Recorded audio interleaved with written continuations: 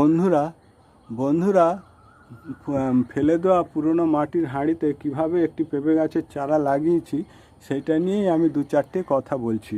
এই দেখো, একটি ফেলে দেওয়া পুরানো মাটির হাঁড়ি, এর মধ্যে সবজির খোসা পচিয়ে কম্পোস্ট সার হিসেবে দিয়েছি। ওপরে নিচে দুটো, নিচে একটা ছোট হাঁড়ি আছে, এর মধ্যেও দিয়েছি।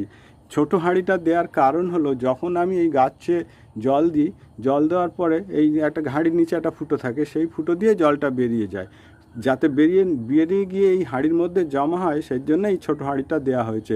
আপনি বাড়ির কাজেতে আপনি একদিন বাড়ির বাইরে থাকলেন, তখন সেই জলটা দিয়েই গাছের খাদ্য প্রক্রিয়া প্রণালী বজায় রাখে।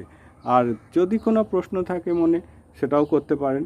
আর এই যে ছোটো গাছটিতে হচ্ছে একই সঙ্গে বসানো, কিন্তু এই মাটি কম, সার কম হওয়ার জন্য গাছটি তেমনভাবে বেড়ে ওঠেনি।